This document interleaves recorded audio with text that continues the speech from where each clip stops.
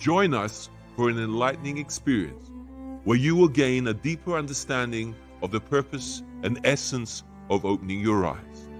This is your chance to enhance self-awareness and personal growth with a shift in perception that provides a fresh outlook on life. Embrace the journey from consciousness to superconsciousness. Coming live by Barrett Kunyan. Well, that was a bit of a nervy, shaky. Oh dear. This end. So I'm holding the tea up. I'm just making one. I didn't. We got a poor connection, or is it my end, or is it yours? Oh, my technical advice. What's happening? Is it we're kind of like on and off? But yeah. Well, we.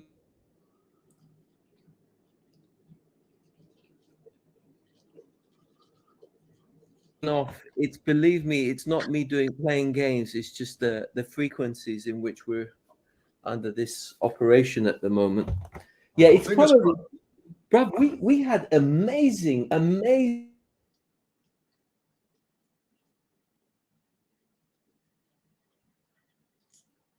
Just anything like it.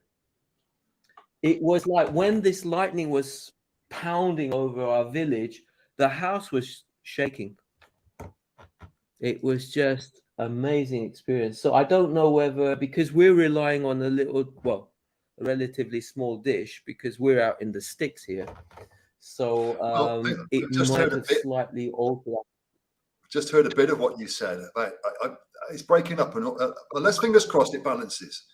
The energies balance, and we can actually follow each other. Because I just heard that there was lightning. When was this, Barrett? When was the lightning, brother? It was last night. Katrina, what time was the lightning roughly last night? Was it after midnight? Was it or not? About close to midnight, brother. It was close to midnight.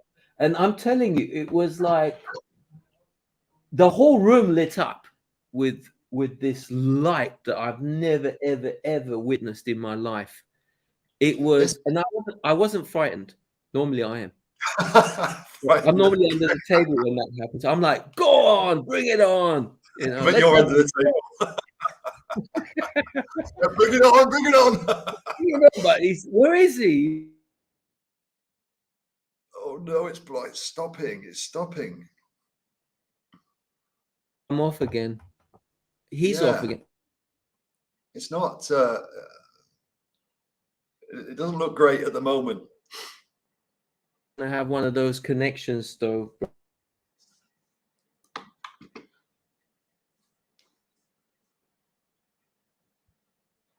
Hearing me okay or not? No, it's just stopping. I mean, I can't hear you, and then all of a sudden I can hear a little bit. I don't know if you can hear me. Let me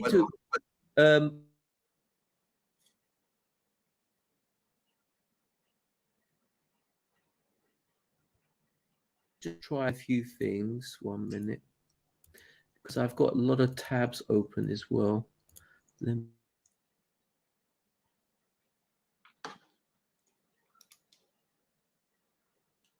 tabs open that could interfere, so I'm just hoping it could be as simple as that. Fingers crossed, brother. Fingers crossed. I'll leave the technical stuff for you. All right, I've more or less closed everything now, so fingers crossed. It's just frozen again. Oh dear. The illusions. Oh, you're gone now. You're back. So shall we start with, let's say, let's just talk about how we feel right now in reference to these energies. I mean, what's going on, brother, with these energies?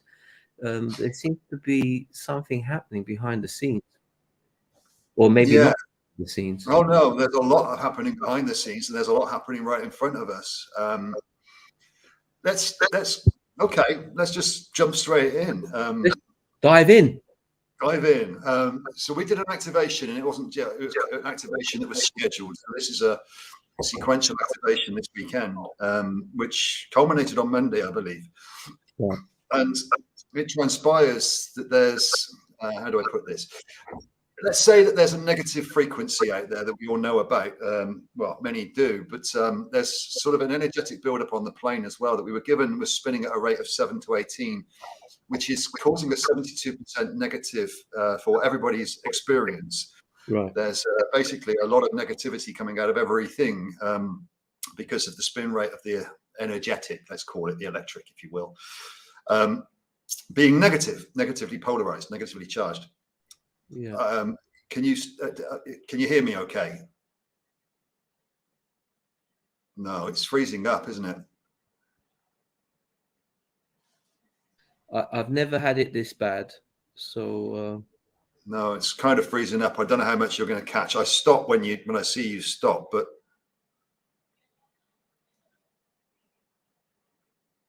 although I'm so on and off, but I can actually hear everything. So continue, okay. brother.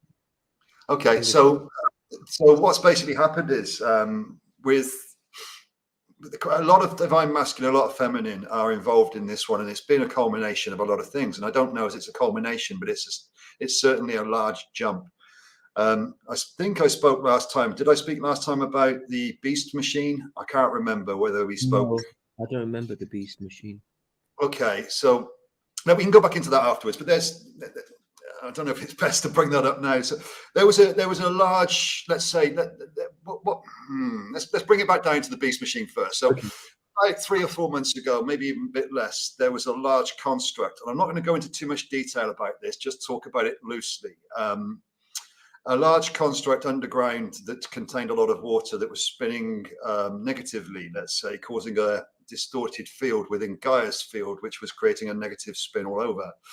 Negative spin, let's just call it negativity, if you wish, rather than positivity. So we all know what's been was negatively orientated. So those that were showing less integrity, less virtue, got rewarded for it, and those who had higher didn't, because of the way that the things had been set up and the inversions.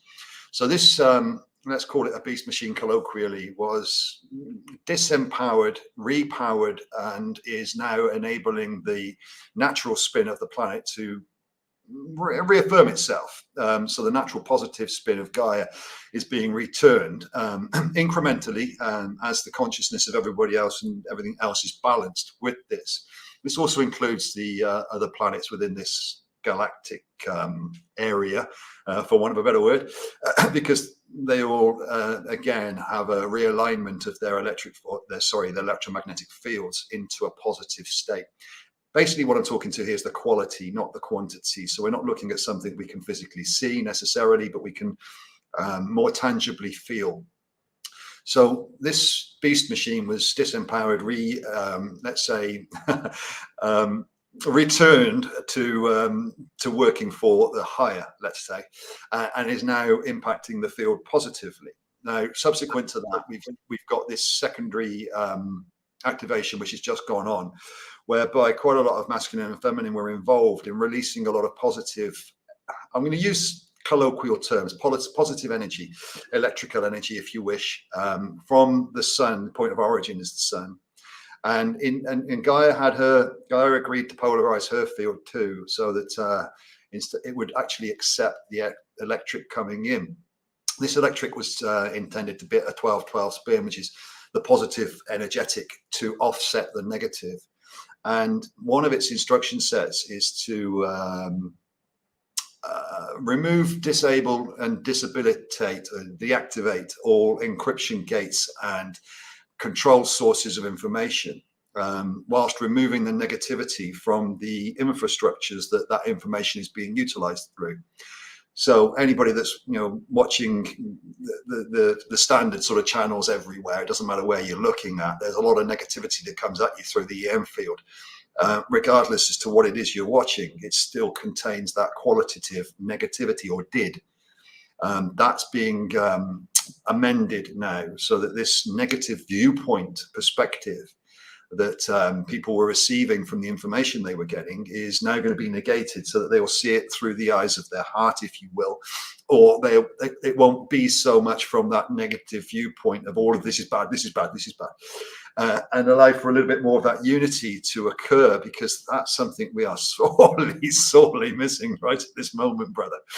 That unity, and that's been prevalent too. So as we've been sort of working through this piece, the last while has felt really, really heavy, syrupy, and I know that some will find it, they can just walk through it, and others won't. But everybody's got different roles and do different things. So I've certainly found it to be very separatist, very discordant, very disharmonic, very all the disses, and a complete lack of trying to see common ground, or trying to find a unified concept between 2 or 4 or 6 has been very, very difficult for others to garner that aspect at the same time.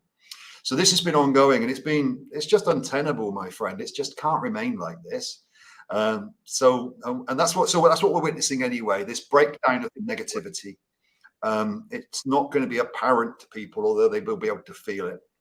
And this sequential movement towards the positive, which takes into account the balancing of all of the other things ongoing at the same time. There you go. That's close. Brilliant, brother. Thank you. Divinely so.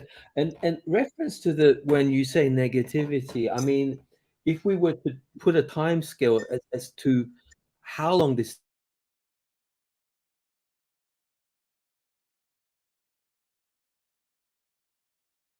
Ooh, I better stop. I don't know when to talk, when not to talk. Sometimes when I appear, disappear.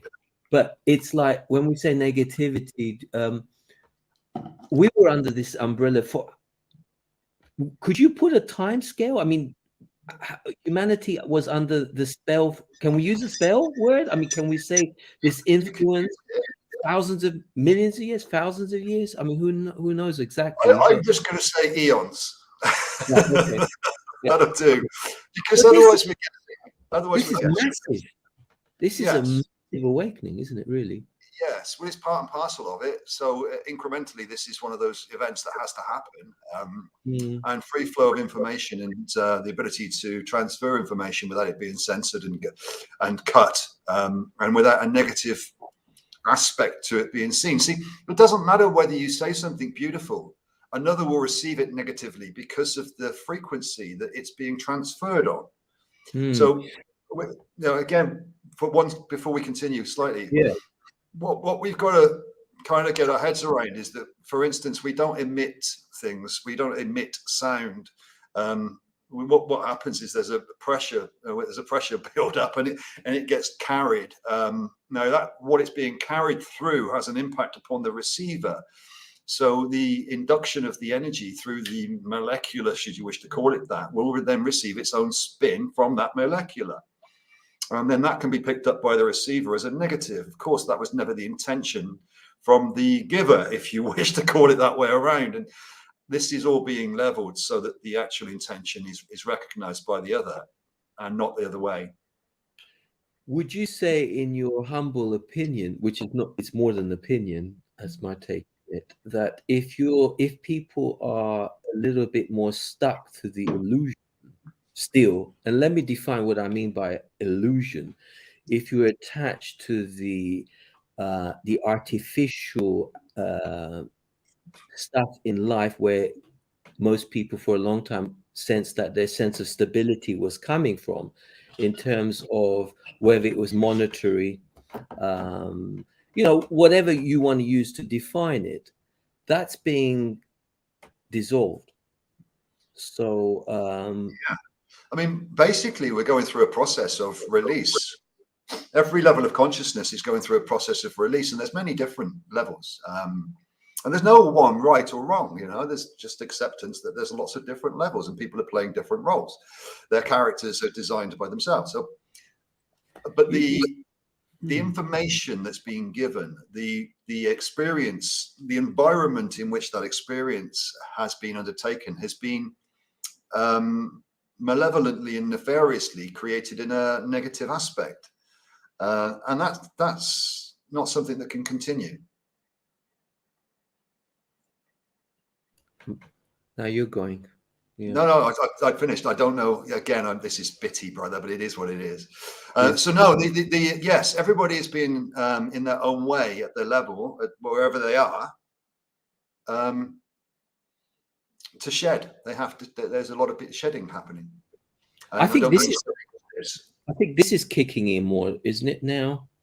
Well, that's a simple divine law, isn't it? What else do you need to know? I mean, can we get a little bit more simpler than that, please? No. Do. No, don't even do. Just be. Is it rocket science, or it must be rocket science? Well, this is the point. I'm trying to go into groups, and I still do every now and then, even though it's, I kind of hope that the group will be able to see something or agree on something, and yet still we're finding they're not. And this is freedom groups, truther groups, sovereign groups, it matters not. And simply when asked what is divine law, I say do no harm, and people laugh and they mock and they scorn and demean, and they're like, what? And as if this is a abstract, ridiculous concept.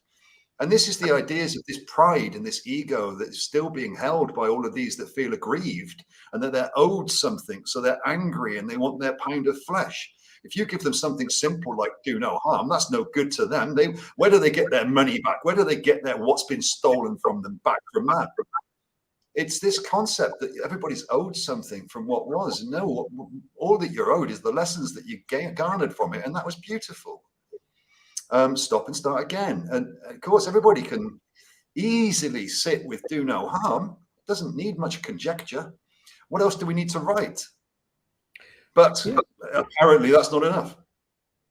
Yeah, and for me, my own personal viewpoint is everything begins with self, because it's a kind of projection. Because if you're harming yourself in terms of buying a lot of the artificial illusion, and because it's made to look real, and the pain is real for most people. I'm not saying it's not, because of the emotional, mental blockages that I use my words very carefully, that was past tense in place. And now some people, and I must say, I did have an experience where it was a bit of a rude awakening with some of the things. But now I'm in a position, I'm so excited to be part of this, and so blessed to be in this position where we're not just having this beautiful conversation, but sharing this energy with brothers and sisters that are going to be in full alignment. And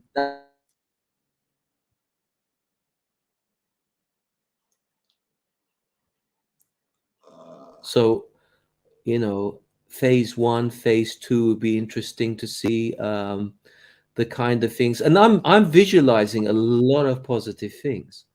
And one of the things I'm actually that I've written, I thank yourselves and coming together with such authenticity, is the word sickness, because I did bite the bullet for a long time, because it was made to look real, and for me now it's a test.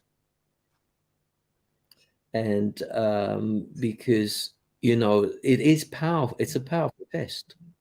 And because every action has a reaction, it's how you react. And then what intentions are you going to put? Let's say you graduate from that phase. What are you going to do with that? See, every action has a cause and effect. Every action has a reaction, if you will. But then if you think about that, what actions are you taking? So if you know that every action has a reaction, or cause and effect are real, and this karma idea is a sort of oldish fakery that creates this spiritual whatever, karma, miasma, and dharma, and all of these ideas that push you into years and years of tenure because of past life experiences, which you've got no clue about. And again, I'm not knocking them. I'm just saying it creates complexity where there need not be any. Cause and effect. I do something, there's an effect by it. Then you start to consider what it is that you're doing, because you know there's going to be an effect. And you start to monitor the effect of what it is that you are doing, and you pay a particular attention to this now, because this is important. This is impacting you, your day-to-day life, because of your decisions that you are making. They will have an effect. Are they the desired effect, or should you make different decisions? So are you meticulous about what it is that you do, or do you just do things because you have to? And of course, if you think that you have to do things, then you're being swayed by an external source that's telling you to do things, and then the effect is outside of your control. Again, this is breaking up quite a bit, brother. But again, I don't know how much of that you caught, my friend. 50%. 50%. So it's getting difficult, because if we can't, if bits are being lost at your end, then the story that it won't come through, unless it's worth starting it again. Yeah, I mean, shall we do that and see what happens? So I'll shut it down and then start it again. Yeah. All right. I think so. We can start again just straight away. Yeah. Yeah. Give me a few seconds or 1 minute. Thank you. Perfect.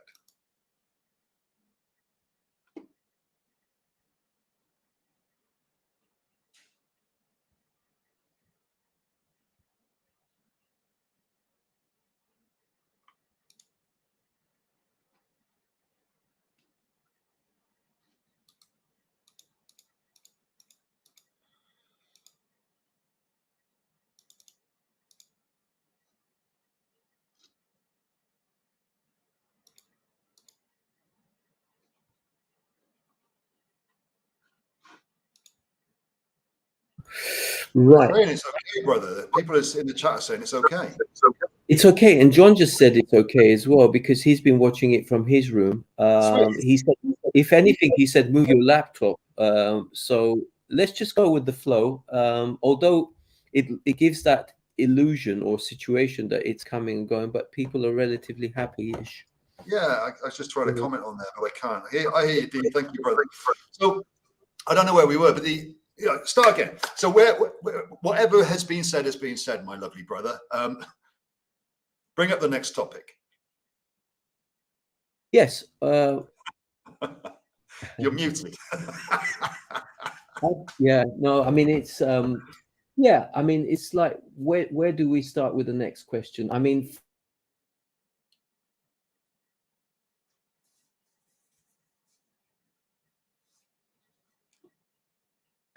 in as far as the questionings are, what sort of questions, how deep do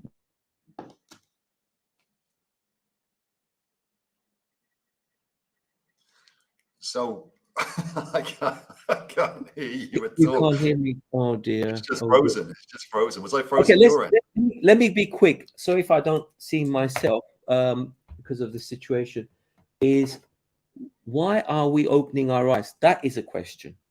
What is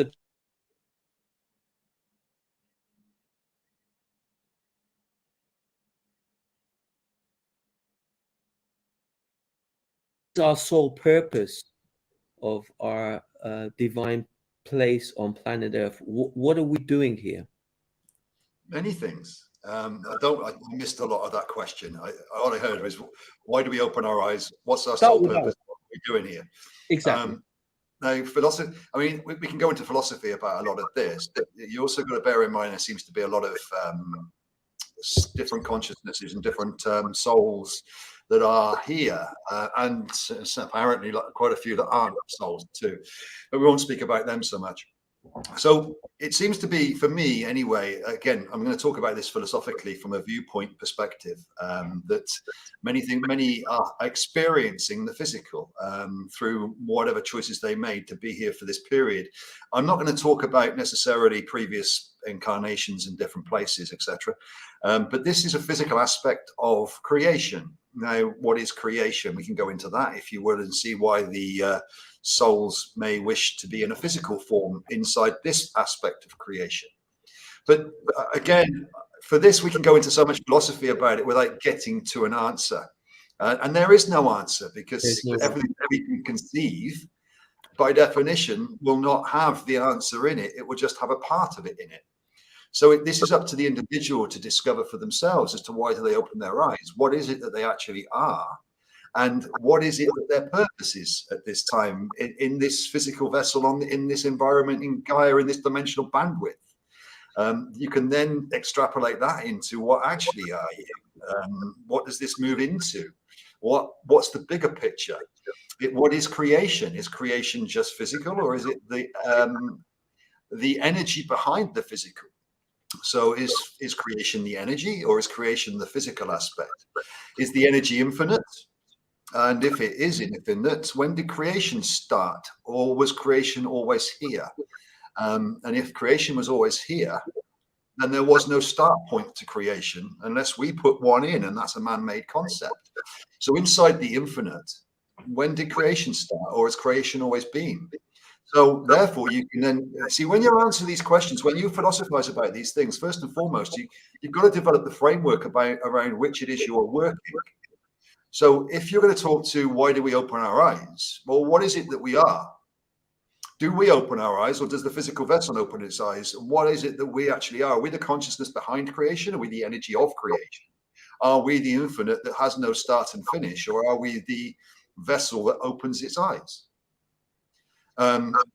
Again, it gets very much bigger, but we must put in the aspect of what it is that we can see perspective-wise. So why do I consider the energetic influence of creation, and certainly this aspect that we can see it to be, as infinite? This is where we go into the molecular. This is when we go into creation itself. What forms the physical vessel? What forms the outside world? What is that? Well, it's light. It's light. It's information. We can see it as real, or we can see it as what it actually is the energy behind it that is forming it into a physical temporal reality. There is mechanisms that how that works, but these are all concepts that we must be able to extrapolate into. Why do we open our eyes? Do you see? I mean, from a perspective of no two souls are the same, they're vibrating different frequencies. So, I mean, somebody listening, homing on to our conversation, some people may pick up one or two things. Some people may not pick up anything. Some people think, wow, this is amazing. So it's a little bit like that, maybe. But for me, there is an underlining soul purpose. And I genuinely feel this is my interpretation, is that there is a soul evolution taking place. So, well, you can call it evolution, or you can call it a reflection of evolution. Because, again, we can look at time as being linear, or we can look at time as non-existent in the infinity of the energy behind it all. And this is already played out, and we are replaying it. For us to believe this is the first time, or this is the be-all and end-all, means that we're on the cutting edge of infinity, where time doesn't exist. And of course, that's not strictly the case. So again, there's a lot of other aspects to this that we can add to it as we're looking at this. A lot, when you start to realize that there's a lot, again, what it is that's going on, but you've got to embody this. You can't just have the knowledge of it. You've got to sort of walk through a little bit more. So I don't mind speaking to this, because a lot will miss it, as you just said. A lot will take out of it what they will. To come back to what you just said a minute ago about each soul has an individual frequency. Well, if they didn't, there'd only be one. Yeah. So every soul has their unique ability, their unique frequency, their unique genetic coding, because otherwise there'd only be one. You wouldn't need more.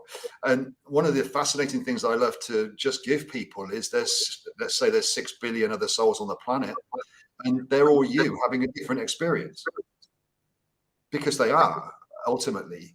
So there's 6 billion other yous experiencing life differently for you. That's very powerful, brother. That's very, very powerful. And that's why it's important, I guess, to treat people with the highest integrity and love. Yes. Because it reflects back on you. So what you send out is what you'll get back. You reap and you get back, right? So for me, that's the thing about separation, brother. This is the thing that's dragging us so much at the moment, is this separation aspect, where ones are treating others with disdain, mockery, and scorn. as if they're right and the other's wrong, and they're not acceptant of the fact the other is them. You know, you're treating yourself that way. Of course, you're going to get some back, but there's no recognition of the cause and effect systems. So people just, again, it's not a lack of education. Well, it is a lack of, it's an obfuscation in the education, but we're not taught to recognize these things in day-to-day life. So it's not a concept people are aware of. One of the things that's most important, and I will state this to all, and I probably made a big deal out of it at the first interview, is virtue. Yes. It's in personal integrity, because what you give, you get. And that's with the thought. It starts with the thought. It starts with the concept behind the thought. It starts with the actual field, your own field, and that creates the action. So there's a lot more goes into this for a virtue when you're talking to virtue and morality and honor and integrity. These are so important. And of course, if you can hold your own virtue and recognize in the other that they are experiencing something that you've probably already experienced differently, there is no separation in that. There's just empathy. One of the things people, for me anyway, on reflection, empathy, I see in others what I've been through myself at different phases of my linear timeline here. And I offer the other. See, I can recognize that I wouldn't have listened either in those phases. I wouldn't have heard another speaking because I wasn't ready to. And it didn't really matter what I'd received in those phases. I was going to go through those phases the way I went through them, and that's perfect. So all I can be for another in those moments when I recognize them within me is to give them what it was that maybe would have most benefited me at that time. And even if they throw it back at me, it's okay, because I think I probably would have thrown it back at whoever given it to me if they could have at the time when I was going through it. Yeah. But it doesn't take away from the fact that that's my honesty and that's my purity and that's my truth that I would have liked to receive when I was going through that phase that you're going through right now.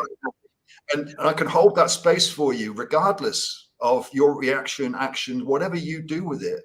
I can pretty much hold that space for you because I know where you are. It's not that I'm above you. I recognize you in me, and I recognize me in you. And this is that namaste, or the empathy. We can call it so many different things.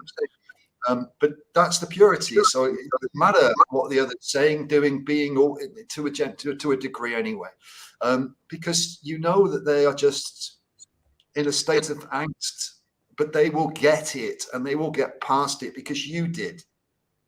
Yeah. I did. I went through this process. I went through that process. I see what you're doing. I see where you are. I know what you're going to be doing next almost, and where you're going to be going to. It's just you don't yet. That's okay.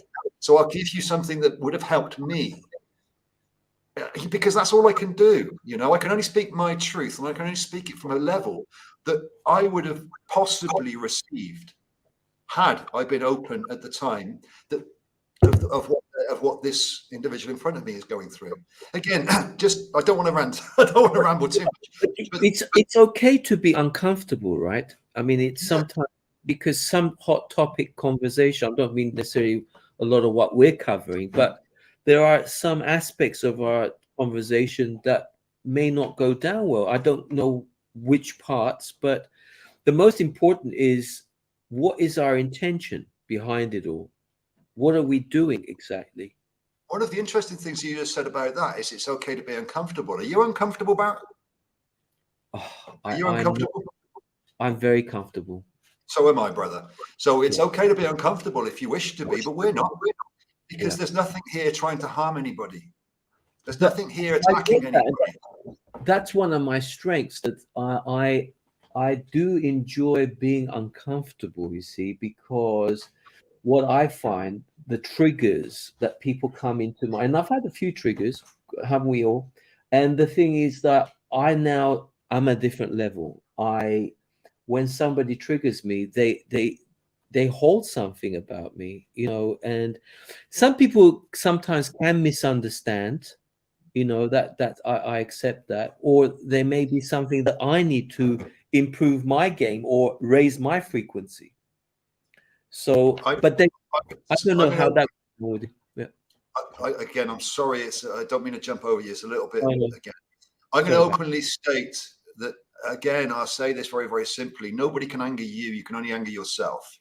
Nobody can trigger you. You can only be triggered. Nobody can activate you. You can only activate yourself. These things where people, again, I get it in different levels of the consciousness experience. We've all been through this too. Because we allow them, right? We allow them. And that's we allowed ourselves. It wasn't them. We allowed ourselves. We didn't have enough respect and love for ourselves. And we didn't know any better. So there's no blame here, but it's just fact. So when I say nobody can anger you, you can only be angered yourself. You can only allow yourself to be angered. And why would you do that if you love yourself? Surely you've had enough of anger. It's true. But I also get that at different levels of my own consciousness, I'd have said, fuck off. I'm not having that. No way.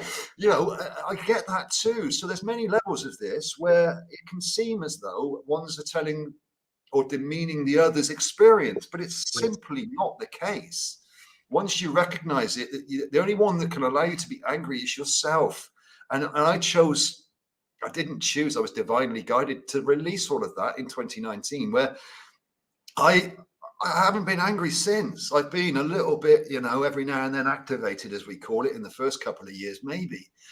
But I can't allow myself to be angry. I don't even carry that frequency within me. Wow, that's amazing. Right? I mean, I was just about to say, if you were extremely hypercritical about yourself, and is there any aspect that you would be quite constructive? Is there any elements that you could say, well, there's an area that I could still work on? Or because things are, because even when we take the word truth, it's not static.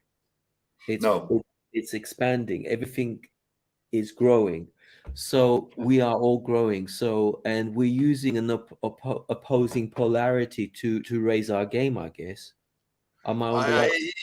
There's a level, there's a level where you can go past the idea of duality is required and necessary. It's there is a dual pole aspect. I agree when you look at magnetic and all the rest of it, but they are joined by a single core. So there is. That's a tough one to bend. Yeah. Again, this is about conceptualization and perspective and your own levels of consciousness. So there's a lot of foundation that needs to go into releasing those ideas, but they are ideas. You need to experience the evil before you can experience the love. You have to experience darkness before you can enjoy the light. These are concepts. They aren't necessarily true when we go into higher levels of being, but in the distorted levels of being, they are a truth. So a lot of these things can change. Again, the same thing with triggers, the same thing with child work, mirrors. There's a certain point in time that I went through this. I'm talking about myself again, or I'm looking for things to heal because I believe that I need to be healed. And there's a point in time where I stop looking because why am I believing I need to be healed? Isn't that causing the anxiety about not being healed? So, again, grabbing your soul parts and soul remnants and creating yourself as one. Okay. How long for before that's done? Yeah, again, I think you get the idea. So there's, as we go through this in stages, the truth changes. So yes, we're looking for activation because that shows me an area of growth. But what if I don't get activated anymore? Do I keep looking for them? Or do I say that's finished and now I can move?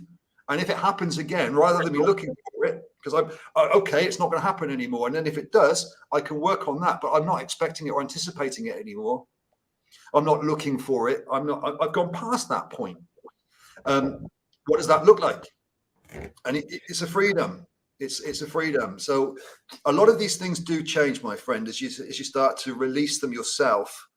And it may be through experimentation with your own physical vessel or with your own energetic. What if I don't need healing? Yeah, no, I mean, for some, it's things like bereavement. I mean, the loss of losing someone you love, whether it was a car accident or the separation, pain. That's a whole different. I can't talk too much about that, but the education. I appreciate that, bro. Yeah, of course. But I'm just saying some of the causes that might be in play as an equation as to why people go down that path. But that's for And that soul. That's for that soul. And if the truth had been given to all on this plane that they were eternal, infinite, and divine, absolutely, yeah, I get that. Yeah, would they feel the grief so much? well, exactly. What is You know, well, you've not lost anything. Isn't grief about losing something or somebody? And that's not the case. If the truth was known on the individual level, which again, at the level of the soul, it couldn't be known because they had to go through that process. But that's not going to be the case going forward. I mean, So it's not demeaning anybody that's gone through this. And of course, we all have, but it's still not real. And again, when you said at the beginning about pain being very real, I'll ask you to reminisce back to when you lost your first girlfriend or when you had your first heartbreak. Oh God, yeah. How painful that was at the time. How much pain did you actually undergo? Now, how much pain can you remember? Or is it just a thought? That's a beautiful lesson as well, because I suppose I managed to neutralize it, but maybe I'm amongst the fortunate few who has the ability to balance the situation. No, they say time heals. It doesn't. It means that we remember it differently. We move on. But what it means is there was nothing to heal. There was just a memory that was painful in the moment. It's got less pain attached to it now because it's less negative. I mean, some people will say if you don't, and I'm not one of them, but some people might say that if you don't learn the lesson, it will just repeat. It will. But this is purely about choice. Yeah. So when we take a lower choice, let's say again, I talked to this about that I am a divine eternal being, or I am not. Yes. If we keep choosing the I am not, then it will repeat until we choose the I am. It's that simple. And this is where experience is. So each level of experience, if you choose the I am not, then you'll get it again until you choose the I am, and then you move to the next level of experience. It's that simple. And we've done this with all of our process through our lives. Is it fair to say the platform in which we were orchestrating our movements, there was an opposing, again, it's a story, but there was some kind of level of manipulation, but your agreement was you were fully pledged and aware before coming into whatever it is you were coming into. You were pretty conscious of it. But before we go through that, yeah, let's just make sure that because we've got to consider different levels of levels of experience. Yeah, there's not one truth for all. Absolutely. Even though there is, but it's. I understand. That's why. Pardon me saying my piece, but that's why it's so imperative to stay neutral. The temptation is always there, but to stay neutral and to stay grounded and not buy into the drama, which the temptation is always there. And the current situation we're in at the moment, reference to I call it upgrade or whatever definition we want to give it, or restoration, or going back to where the planet once was. But I don't feel that way at all. But that's me, maybe. I feel that it's an unprecedented evolutionary state of Mother Earth is resonating at a much higher frequency, and everything that's ready to go with it will go. And there's nothing wrong, because we don't do right or wrong. It's perfectly perfect. If you don't feel the necessary to go, it's perfect as well, I guess. It's not for us to judge, yes, it is, or no, it isn't. So if you feel that you are in a good place and whatever is tickling you to say that, then that's perfect, isn't it, brother? Although by definition it's perfect, but what I'm going to suggest is that what one may feel from their consciousness that they are able to access in this frequency is not necessarily what the universe has in store for them, or their higher self has in store for them going forwards. So ones may feel that they are, I want to do this, I want to do that, I want to do the other, but that takes away from what the universe knows they need. So there's always this want versus need, and you may want a lot of things, but if you don't get what you want, you get experience.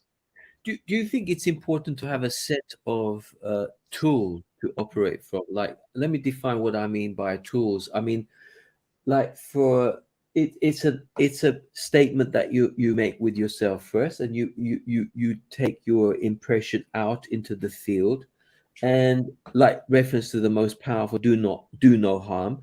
This isn't about personal gain or profit. A lot of people would struggle with that, maybe because they were under the umbrella that, because if you are in the survival mode attitude, that's going to be a tough one to bend the mind around, that one, because I guess money is very, very important. And will money be around for a very long time? Because it is a powerful means of exchange. Although, do not worship, because if you're worshiping something, or you because you've lost your balance, remember, you've got to be quite neutral. And do you work for money, or money works for you? Which way are you looking? Because I can only tell you what's kept me in good stead, because first of all, I treat people the way I want to be treated. Often that's sometimes misunderstood, because they've found me quite patronizing. Sometimes this might be maybe, but what I'm saying is that I may give the wrong impression sometimes. But am I rich? You damn right I'm rich. And how do you find rich? Well, peace. I'm at peace with myself. What does that do? Well, what doesn't it do? Sorry, pardon the expression. I think it kicks, pardon the expression, it kicks ass, doesn't it? Because you're leaving a phenomenal impression wherever you go. It wasn't valued prior. Okay. This is the difference. It was laughed and scorned upon because the material has been imposed upon people, you know. And again, I get it. You know, we've all been involved in it. We've just chosen not to be anymore because we've seen through it. Money is a valuable means of exchange. What? Who's taught you that? I know it was, but what? As I've said, I'd like to just add this. I'd like to add this before we continue. Yes, please. Drop 100 people on a desert island. At what point do we create a monetary system?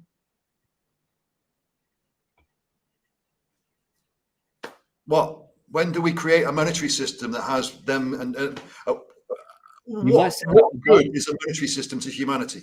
Yeah. But exactly. I get it. You know, I've got a thing up here. What it does, brother, it creates division. You see, that's the name of the game, I suppose. And we don't. That doesn't resonate anymore with, you know. There's this thing. You asked the question, but I can't. It's breaking up an awful lot, my friend. It really is. I'm just trying to keep it going with as best as I can. You asked the question about, you know, what is it we can do, and really, even though I've had to experiment for quite a long time with myself, because I just got, you know, it's divine direction, let's say, from within. But in as much as my solitude and my role has been to do this, the biggest thing to do is question your truth. What it is, I think I said this in the first one. What is it that you believe, and let go of the beliefs.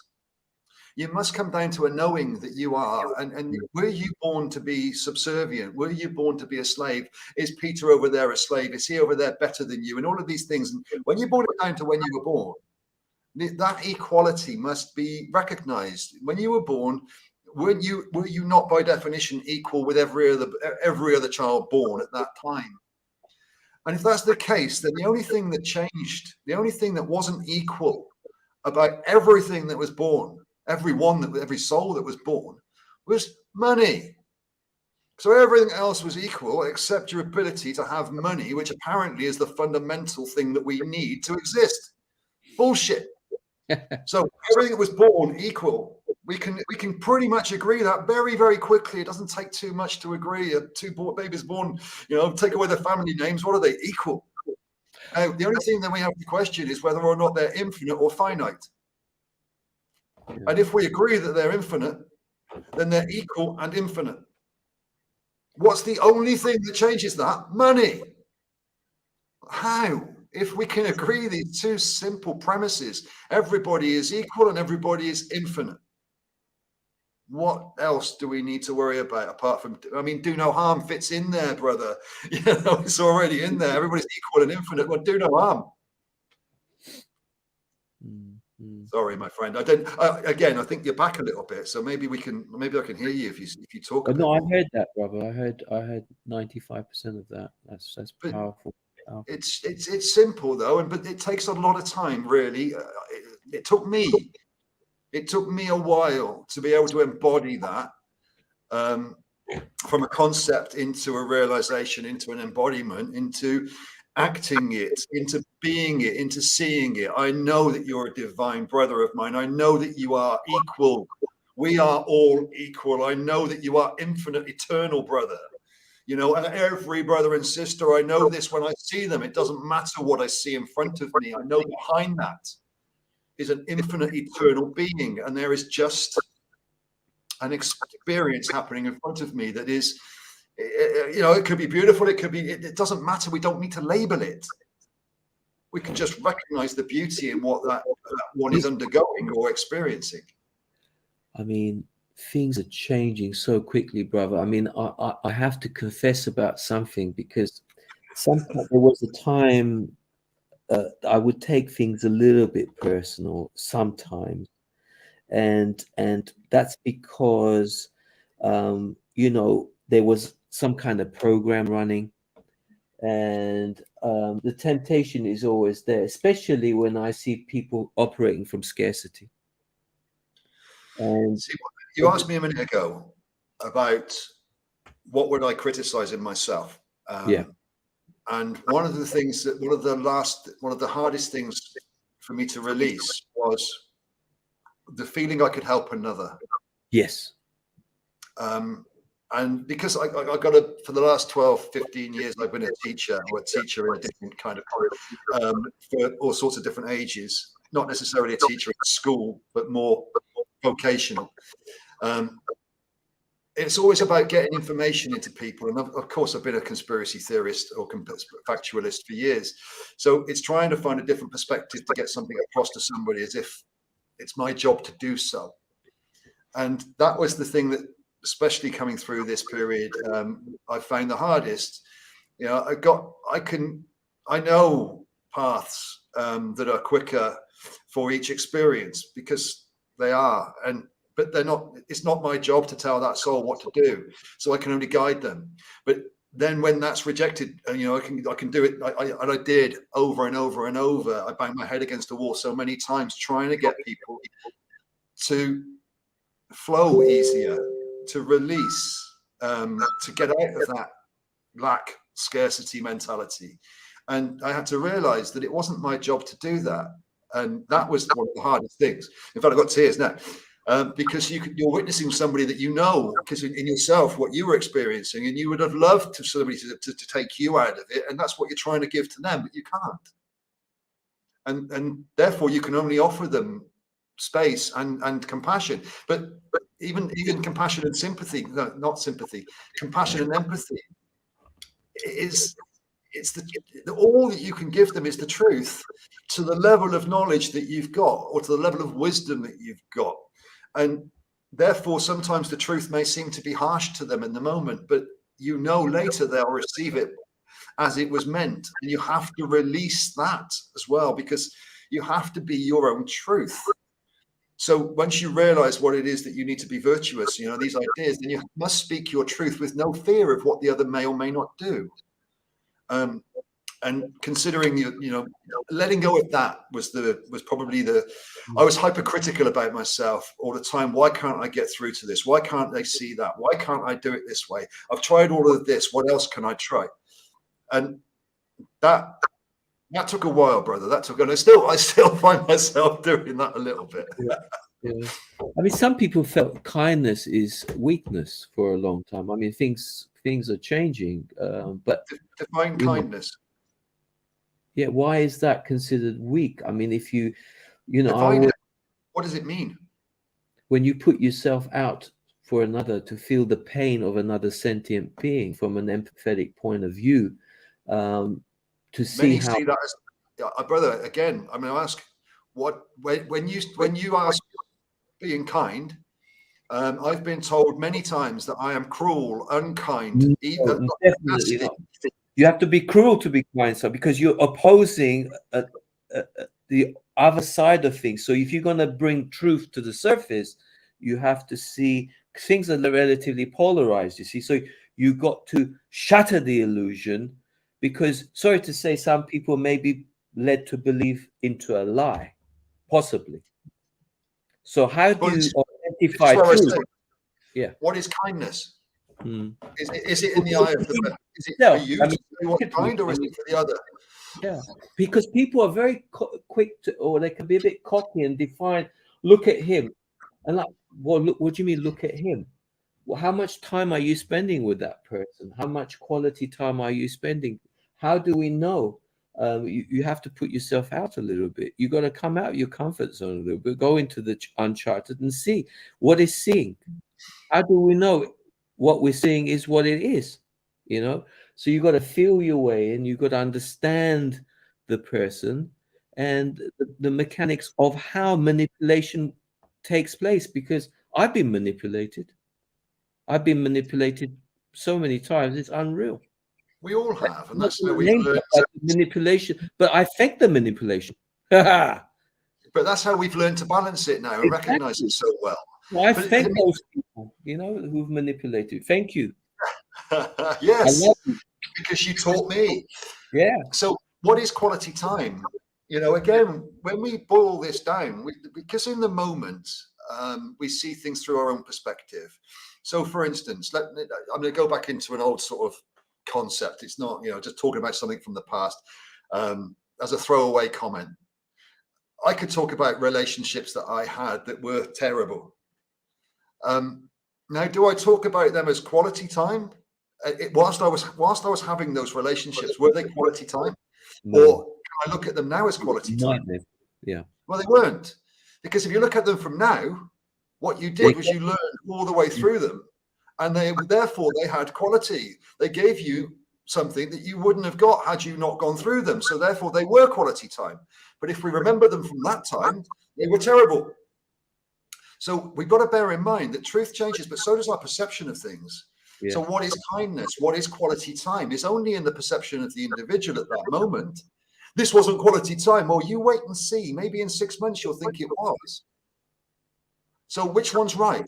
Which one's right? Is it the one that's saying it isn't? Or is it the one that later on reflection sees the benefit of that time?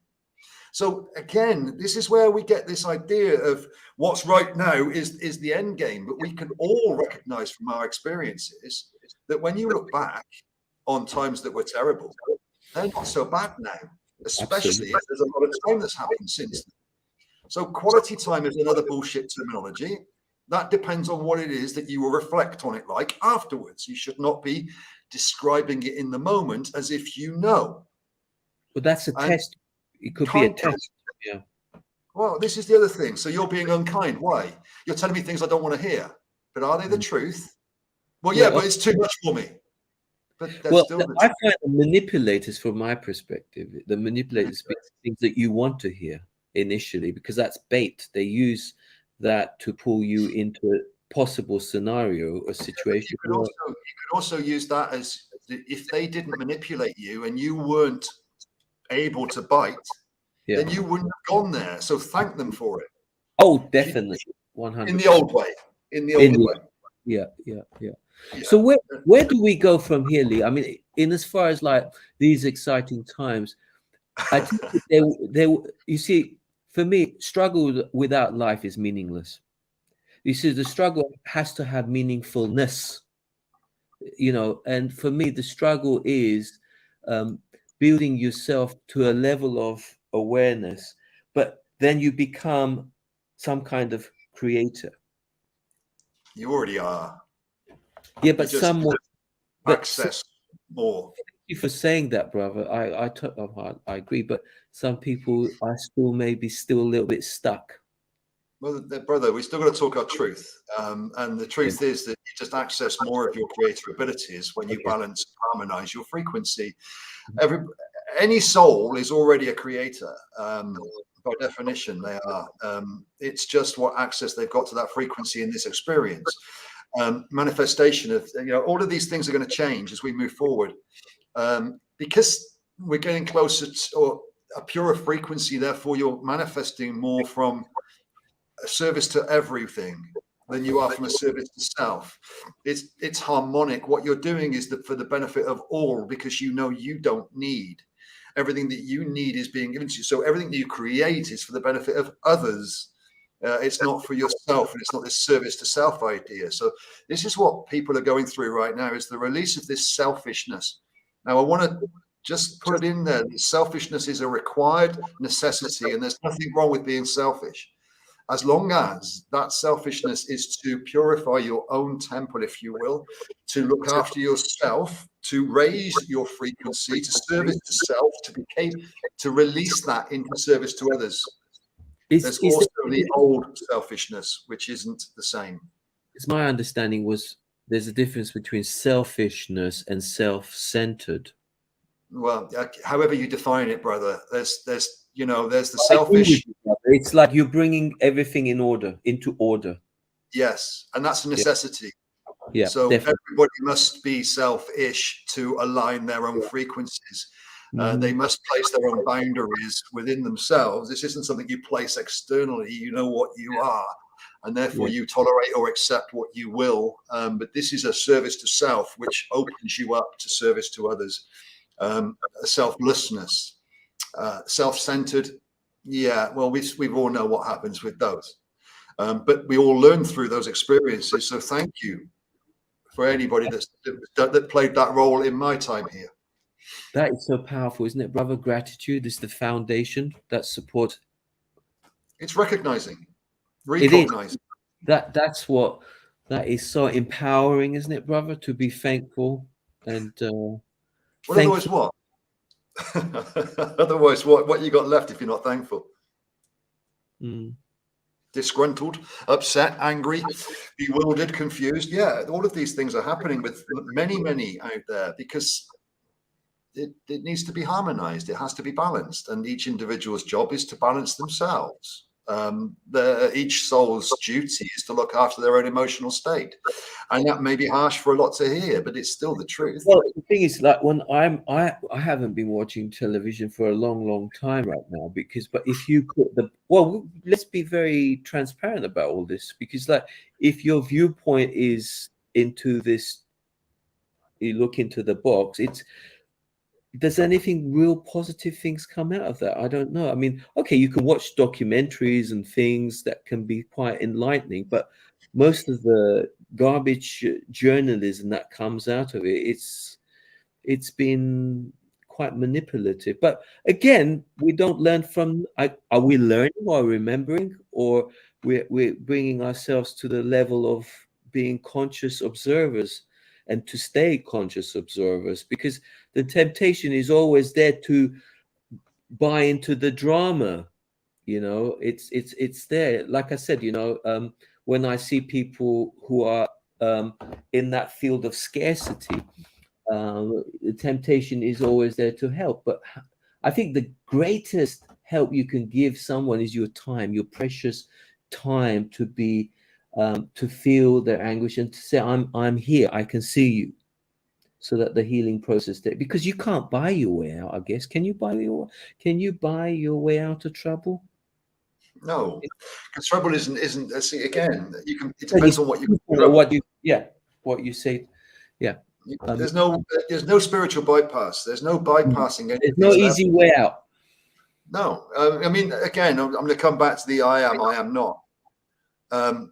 Generally, the hardest thing I ever did, one of the hardest things I ever did, was reach out for help. And I tried many times, but it was false. When I was properly needed help, I actually asked for it. It was one of the hardest things I ever had to do, and I was divinely blessed to be granted it at that point. But people, again, if I recognize it through myself, then many times I've asked for help, I didn't really need it. When I did, I got it.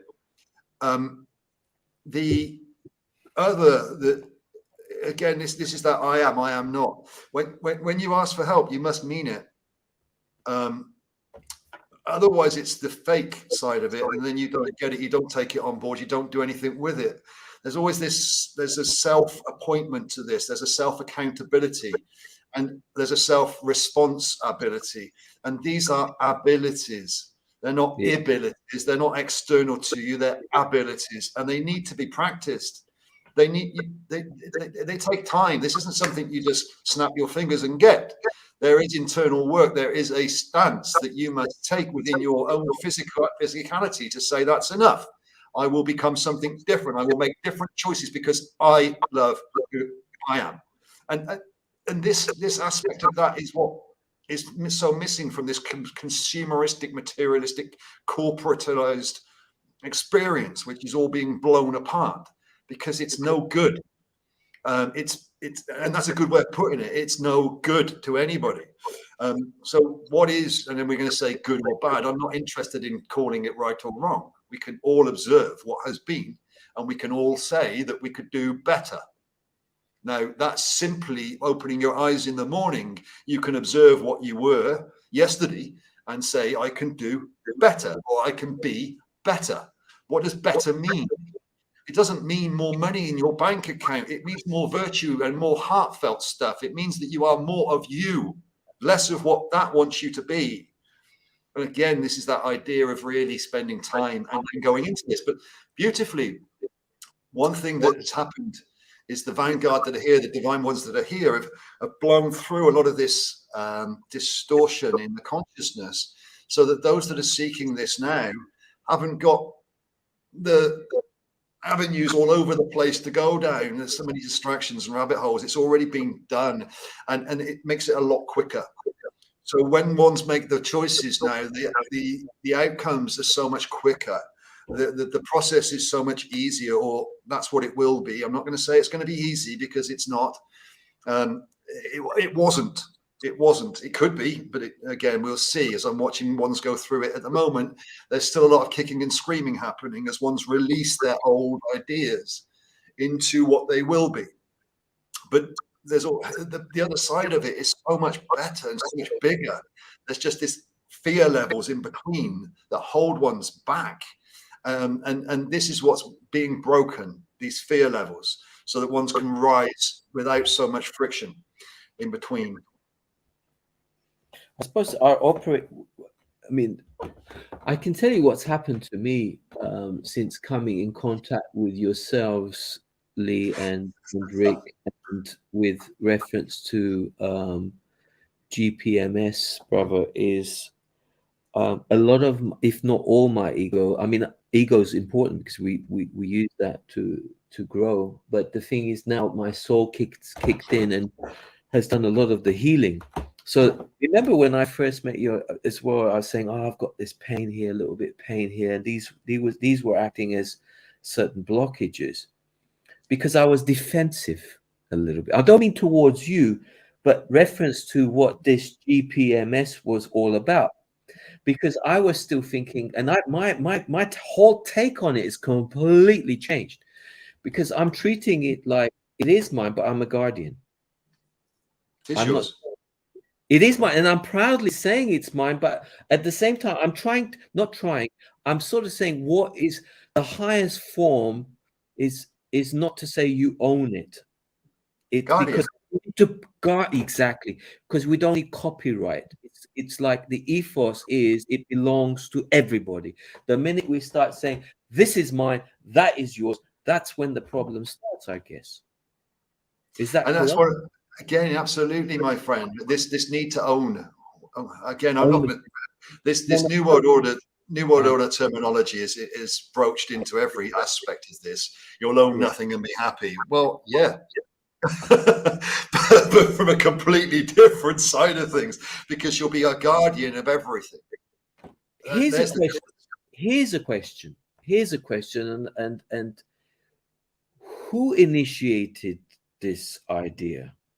What brought this GPM? Was it collectiveness of minds coming together? And because I'm conscious of the fact that the two people that I'm familiar with is yourself and Rick. Outside of the chopsy one. Yeah, but what I'm saying is that, it's not important who started it first. Maybe it was just a simple conversation like we're having now. So something came out of it and said, well, this feels right.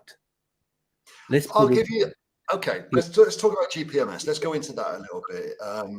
I'll give you my story, and people can take their own perspectives on it. It's up to them if they wish to. I'm going to talk about Rick and his connection with the divine aspect, the father aspect of the divine. No, not knocking the mother aspect, the mother, father. I love them both to bits, dearly. But this was given as part of the ascension process for humanity through Rick. Now, he asked, could he do it himself? And he was told categorically, no. This takes everybody. So that's the way it started. It was divinely given to Rick, and the time that it was actually introduced to the public was also divinely given by Father as the right time. Now, you can take Father and Mother, and people got their own ideas on this. So I'm talking about my story. Yes. The aspect of GPMS was given to Brother Rick, who's directly connected. That's my story. And that was transferred into a concept. He was given the concept, and then we had to manifest it. So we had to put it into play. Now, I know others have got issues with different words, and I don't. This was then developed by others because Rick can't do it. It's not one person's job. There is no savior. Everybody saves themselves because everybody is the savior. So this concept of one coming and giving it all to them, no, it's got to be done by everybody. So this is why GPMS is everybody's, because it cannot be done without everybody. And it will not, but it will be done. So we know this. So this is the point about Rick and I can speak about this because we've embodied whatever level we needed to be able to speak about this. But we'd be happy tomorrow to step back out the way and let others take it. Because it's everybody's, and a couple of years to build it, maybe 2.5 to get people on board. So what? It matters not. It will happen, and all of humanity will be an equal shareholder and guardian of GPMS. It will be called whatever humanity wishes to call it, because nothing is owned. It's open for everybody. Whether there's money, whether we print money or whether we have it digital, is humanity's choice. The people that are telling people what they will do and what's going to be given to them are just so fake.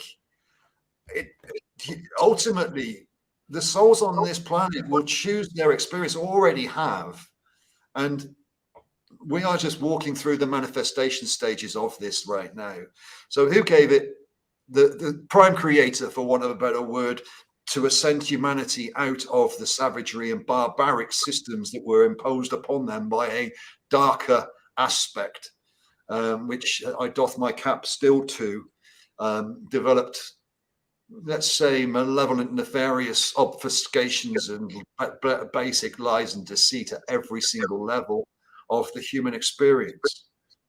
That's all being released, or been released. Now it's being manifested. Now we're walking into the release of that in the physical.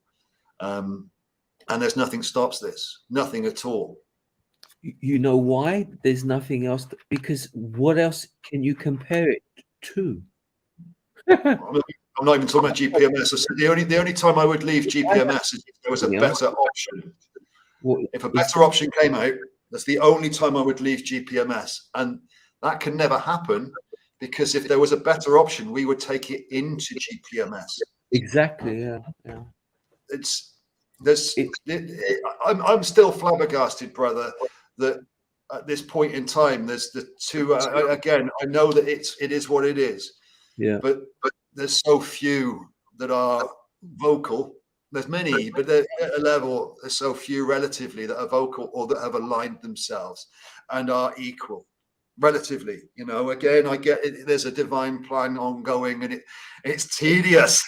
You see, there's still a human aspect to me that finds it tedious. But it's got to give.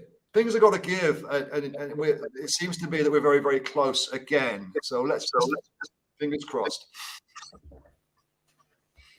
Because I get a sense of feeling that people are tired, because, like, reference to the word politicians, again, it's what's been playing out. It's gone, isn't it? So what I say to listeners, stop giving your powers away, right, Lee?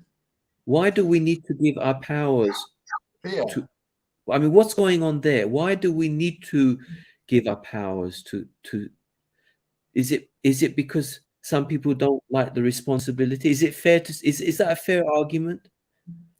As Everything, hasty everything that is around takes away responsibility. Everything people have been taught removes responsibility from the individual and places it on something external to them. It's not that people don't want responsibility, it's they've never had any. This is why I say it's an ability that takes growth. I'll give you an example. You don't realize what goes into bringing up a child until you have one yourself, because then you realize, wow, that was a bit of an effort for my parents.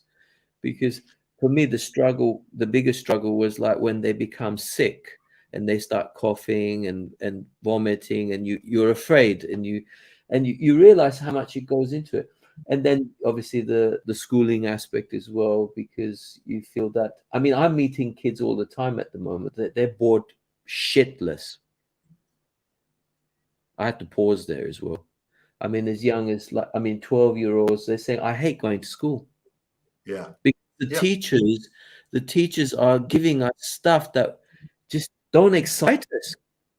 They don't want anything. I spoke to a 12-year-old this week. He sat with me for an hour trying to learn stuff.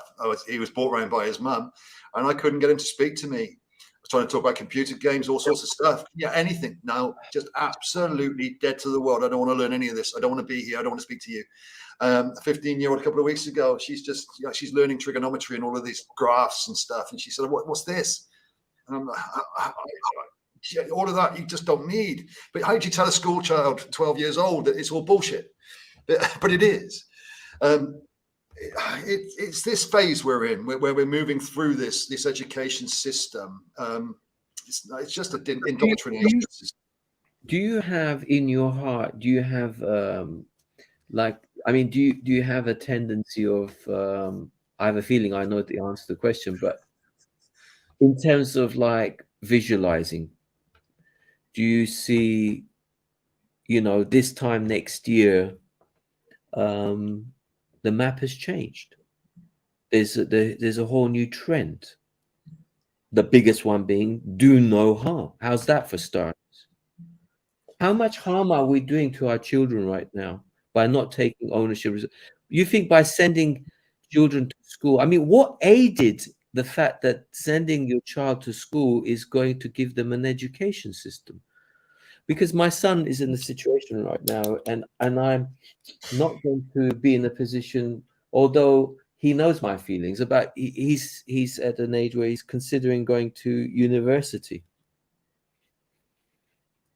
and of course you have to give them this time, you have to give them space, you have to stay as neutral as possible.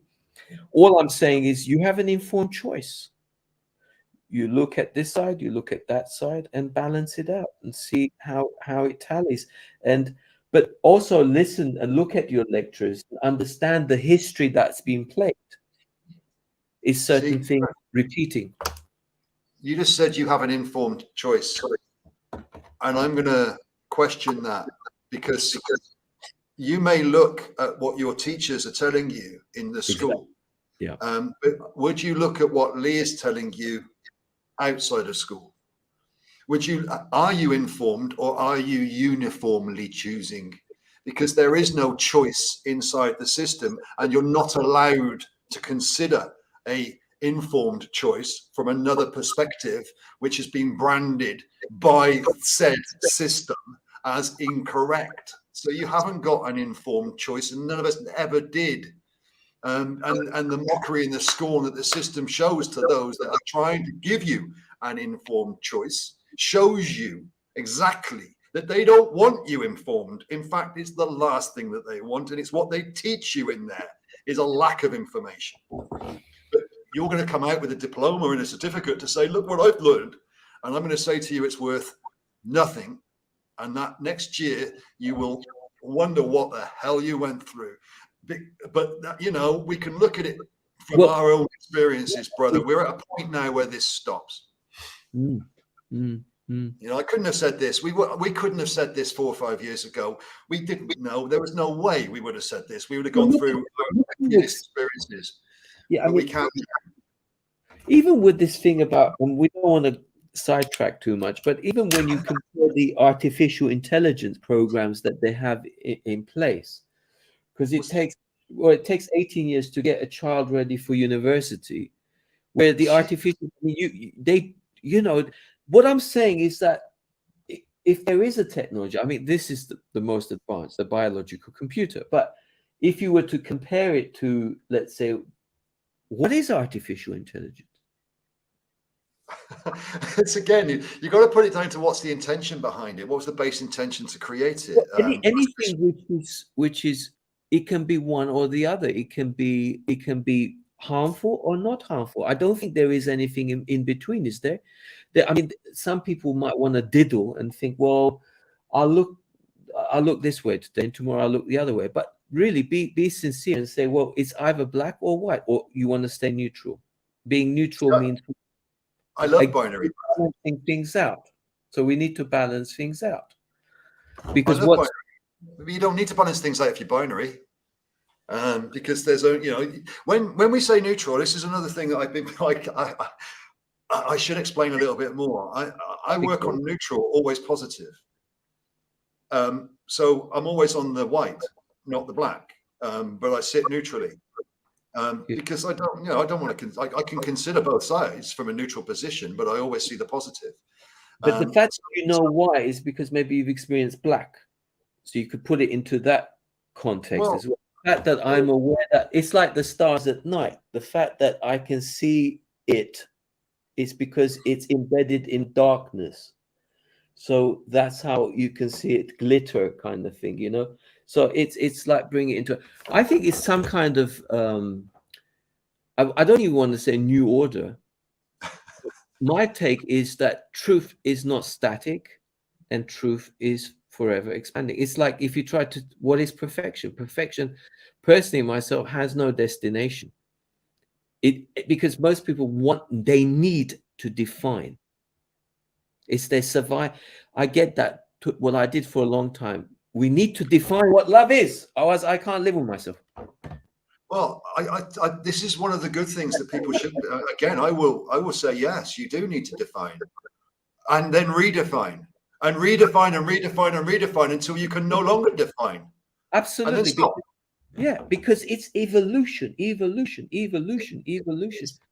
Well, it's what it is. It's conscious for me. Again, yeah, you can call it what you will, brother. I wouldn't argue with you, but it's conscious overwriting of the subconscious. And again, I'm talking about my own reflection, so others may see it differently, and that's cool. I call it reconciliation, replacement of one energy with another, one truth with another, constantly rising, constantly rising, constantly rising. Redefine, redefine, redefine until you can't anymore, and then you don't need to question. And I call that it can be no other way. So once you get to it can be no other way, then you don't need to redefine it. And there's your truth. Now, what you'll find is that there's very few things you can get to it can be no other way. So you're constantly questioning and redefining until you've got only sort of one or two truths within you. And that's all you need. All the rest of it is loose, abstract perspective and speculation and all of these different things that are beautiful but matter not. Now you've developed your own truth, which may only be one thing, and that's all it needs to be. Yeah. So what is love if it's not so is there a lot of truth in the Bible? Because there's maybe define truth. What's truth mean? I shall not kill, for example. We know that. Do no harm. Do no harm. But that's in here. Doesn't need to be in the Bible. It's inside your own truth that you've defined. Your love already covers that. Already encompasses it. Is it important to say that you have to be conscious of what you put into your vessel as well? I guess, right? Because if you're putting certain types of fuel, then obviously it will create more distortion because everything is energy. So the cleaner you put energy until you get to this. Because I know one or two breatharians out there, but I'm not saying we should all become breatharians overnight. We can't. It's like you know, we need to we need to crawl before we walk, and before we run, before we fly. If you do it, you know, you could injure yourself, I guess. It's an illusion. Again, I Do it disagree. like this. There's no limitation. Yeah, I mean, again, we can say I kind of disagree with that. You need to do this Well, before you can do that. Time is speeding up. Maybe things that took us eternity before, we could do it in an instant now. We can just if you believe that, you know, again, if we keep putting out that this takes a lot of effort and a lot of time and a lot of work and all of these things, then guess what? That's what we're creating. And that's not what I believe. That's not what I know, actually. That's not how things operate. When you are more in your own truth, in your own love, if you will. Again, this is all of these are culmination points, brother. What you're talking to is culmination points of choices. Experiences, choices, and they become culmination points. They become events. So at each event, then you realize and move into the next, and then you get your choice again. And each time you rise, you define, redefine, reconcile, recognize, change the cogs, change the mental state, change how things are working within you. And that is a different choice, which brings out a new set of events, which opens up a new way of thinking, which opens up another choice. So all of these are culmination points. And to say you've got to do this before you do that is kind of true, but there's no time on it. You can jump these, and there's not sequential either. There's no the events that happen and the ways that you do this are not one follows the other. You know, many can do certain things when they're 20 that others don't do till they're 40. Again, it's all, when you see it, it doesn't matter how we do them. It's the process of doing them. Yeah, it's the way the energy is flowing through us. Because I feel now, reference to what we spoke earlier in our, well, without too much disruption, because we were coming on. We were talking about the planet as a whole, because the energetic situation with the planet is the frequencies are getting, it's expanding, right? There's an expansion going on. So or there's a contraction going on. It depends on how you look at it. Now, do the other dimensions exist outside of this one, or are they bigger? Does it expand into them, or do they fall into it? I don't know, brother. I honestly, I'm not sure. Is it okay? No, yeah, I suppose it is. So in the concept of what I do and the way I speak to ones is, I simply ask, you know, if you're going to say we're expanding, then when you look at a lot of these things, what does that mean? Is that your truth, or is that just something you're throwing out there? So, for instance, let's look at capacity. Let's look at light capacity. Let's look at energy within light. And let's look at the spatial footprint it carries. The more expanded it is, the less capacity it has, the less it carries. The smaller it is, the higher the energy, the more capacity. Now, so we can go expanded in less, or small and more. Gamma rays, X-rays, ultraviolet, you look at the different frequencies, the capacities, the size, the spatial footprint that they contain. The smaller, the higher the capacity. Where's the center point of a body, the solar plexus? Where's the core? What's the center point of a magnet? Is it the large bit on the outside, or is it the smaller? As you get more power in a magnet, does it get bigger, the magnetic field, or smaller? Contains more capacity. So again, I'm not going to, you know, we can talk about different things, but we got to be a little bit expanding into. I don't know. Could be. I'm not going to say you're wrong, but I just see it slightly differently. Yeah. Again, just trying to... please. It's again. I'm not trying to cause undue debate, brother. Expanding just doesn't. It doesn't feel right. It doesn't resonate with me, that word. It's more concentrate. That's a good way. So rather than diluting and making more, we're concentrating and making more. That's a good one. Another one. So with dilution, I get more. No, with concentration, you get so much more. Yeah. But again, I can't remember where we were going. It'd be so much easier if this was a clean connection and we could actually talk rather than it be bitty. Yeah. Robert, we've passed the hour and a half mark now. I'm just thinking how because time is flying when we're having fun. But what I'm saying is that you want to should we bring it slowly but surely to a close? Yeah. Do that. Oh, you were talking to toxifying the body, weren't you? You're talking about the vessel. Yeah. Because I mean, you want to speak, because for me personally, I can only say from my perspective what's happened since I've been in touch with yourselves, reference to this, or how do we define, because again, I don't want to go into the survival mode attitude towards trying to define things, because when I look at GPMS, what is it? Is it a tool? Is it a tool that we use to help navigate humanity? Is it a bridge to take us to a much higher level of existence where we all work together as authentic brothers and sisters, where there are no winners and there are no losers? Am I on the right frequency? Brother, it's beautiful. Why not call him all of those things? Why not a tool, a bridge, an instrument?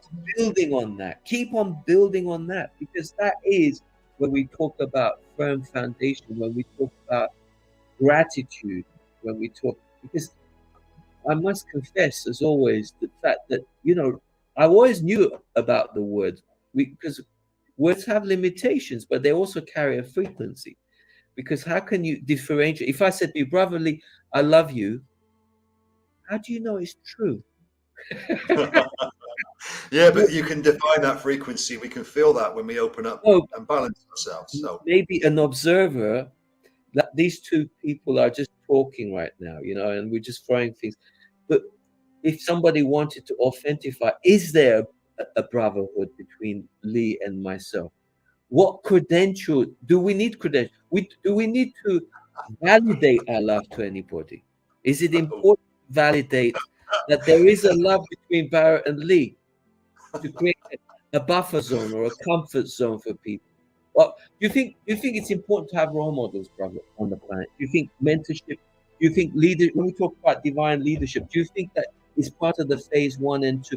Let's say GPMS is going through 10 stages of evolution. Do you think the first 2-3 stages require some kind of divine leadership or mentorship to begin with? Certain players that have to be. I think that's inevitable. Yeah. Okay. Do you think that some people will be uncomfortable with that, because if they might say, "Well, here you guys are talking about, being of the other. Why do you need leadership?"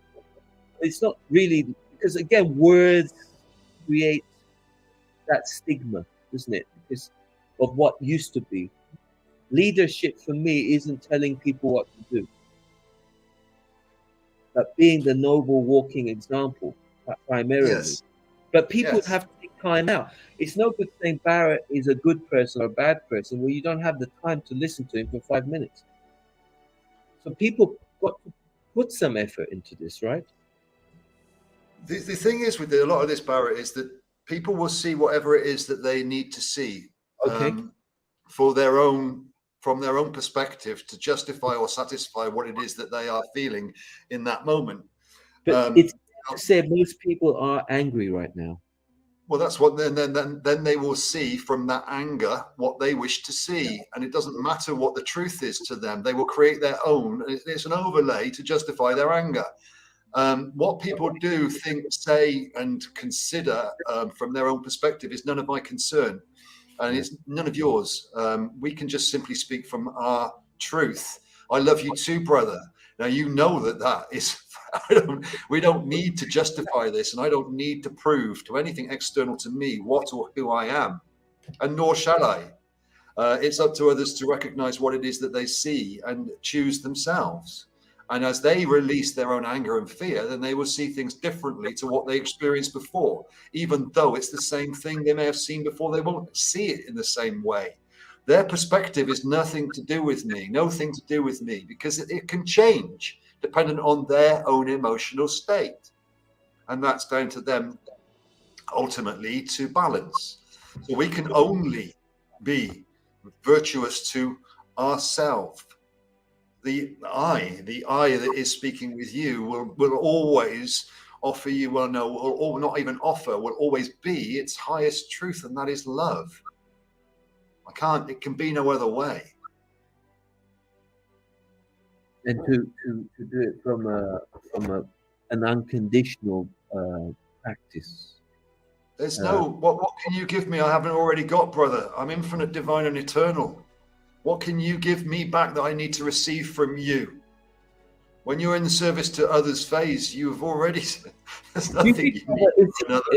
Without sidetracking, because we've got some important public figures out there, and that did a marvelous job, and he continues to do. And I was referring to a man called David Icke, for example, and I met him for the first time in 2012 at the Wembley Conference Centre, and he did his launch as well, and his book did pretty well. It says, "Remember who you are." But he put a lot of information out there, reference to the moon, and he was saying things like it's a receiver, and basically it's a satellite where it's getting its information from the Saturn. But for me, it's all like blah blah blah blah. To be honest, it sounds like, yeah, it could be true, it might not be true. But some people look at, now I know what you can look at the moon and say it's good. Some people may look at the moon and say it's not so good. Is it important to question the moon, for example? Is it important to question, is the moon having a good influence on the planet or not? It's important to question. Sorry, brother, you're breaking up a lot. I heard a bit about David Icke, something about the moon. Yeah, he put a lot of information out there a little while back where he was saying about the moon being like a receiver, because it does influence the planet, as you know. It doesn't influence the planet. This is, again, what I would ask people to do is actually question what it is they're questioning. There's a thing called Sophoric logic, or Sophoricism. I think it's Sophorism, actually, where I could call the moon a slice of cheese, and it's got an impact upon the sun, and it's going to melt. What does it matter what I'm saying? Again, questioning things is important. Now, you can only question what you're going to get an answer to. And of course, if you're going to listen to others that say it's satellite and it's beaming off the rings of Saturn, and it's a black cube of Saturn, okay, fair enough. Create your story. Go and look in Ascension Glossary and find it out for yourself. Energize that, brother. Is that true? What we're saying is that if somebody makes a statement and we believe in that, we will make a statement. But I'm going somewhere very powerful with this, you see, brother, because recently a lot of people are putting information, rightly or wrongly, good luck to everyone, they're putting information in reference to the banks now going, it's collapsing. Yep. And then some people are saying, go and draw your money out. Reference to the cash. What will the cash do? So let's say you got money, and and how long will it last? It's up to you, I guess. It's how you're going to energize the whole thing. It's your observation viewpoint. Is it good for the banks to go down? You see, there's two arguments. Before we continue, I'm going to ask a bigger question. How many people have got money to take out of the 6 billion humans with 85% in abstract poverty? Those ones that are going to take money out of the bank are the minority. The people who are the manipulators have got probably a lot of money, and that's why they're so attached to it. That's why there's fear. That's why there's fear, because they're scared of losing it. But everybody else hasn't got any. The only thing people can be scared of really is that they can't buy this, that, and the other, but they can't buy it anyway because the same controllers of the manipulation have raised the cost of everything kind of affordable. So who's got money? Who does the banks going down impact? population. The only way they impact the population is the fear that's propaganda that's come through the television and the radios. Well, Really? yeah, but the thing is, let's say you've got a medical condition and you're relying, it's called dependent. You're dependent on maybe your. Let's say that, yeah, let's say, but the exemption doesn't break the rule. 85% of 6 billion are in abstract poverty. Let's say, no. Let's not say, that is so powerful. I mean, I find that to palate, to be very, very honest with you, what you just said, because I'm not saying it's not true, by the way. It resonates with me. And I heard that once before, like things like 80% of the world's population don't have clean drinking water or something like that. Yeah. You know, and again, we can tell sob stories about parts of this, or we can actually see it as a whole. Yeah. I've got a Canadian freedom group that's literally taking really, really demeaning, mocking and scorning one of my beautiful divine sisters who's a warrior. This is a freedom group that's only interested in itself inside Canada. It's not concerned about the 1.4 billion Africans or Indians that have got nothing. No. They're worried about Trudeau, and they're worried about what's going on up there, and they must do this, and everybody that's not involved in that is not following them and is not uniting. I'll tell you what, guys. Have a look around and open your eyes up to the bigger picture. Yes, we can make exemptions. Well, look at this. They're not being able to open that school over there, and that's ridiculous. There's no schools in Africa. I was just round in Thailand, where they're going to shut down a little infant school that caters to 110 children that they pay $2,500 a year to teach. And they want to shut it down because its administration is going to cost too much. I'll tell you what, when we start to open this up and really see what's going on around the world and really count the numbers of people, not who's on your doorstep in what part of the country you are, whether these banks collapse or not. How many Africans have got bank accounts? They haven't even got the internet. Indians the same. And yet we're concerned about it collapsing as if it's going to impact the humanity. No, I'll tell you what's going to impact humanity is these ones that have been impoverished and lost their value and are worthless and have been working so hard but have kept themselves in their heart and not fallen into the materialistic Western approach of things, not indoctrinated in schools for years. When this lot stands up and shows everybody else what dignity and virtue means, then we'll see a change. Until then, we can argue and dismiss and demean and mock and scorn and create division where there is none. Or we can see the commonality of this and we can recognize the soul and the value that's within each, the equality. What's happened makes no difference. It's what's going to happen that matters. And that's where we are right now. And we can't get a table to sit down and talk about frigging globe without somebody coming up with flat Earth, globe heads issues. We can't even sit down and bypass the fact whether or not we live on a flat plane or a globe. We can't even do that without others mocking and scorning. And we think we've got solutions. It really is about time people took a good look at what it is they're thinking and start to feel a little bit more. Yeah. But, you know, again, I'm passionate about this, you know, and that just comes out a little bit. And I can talk to many. Yeah.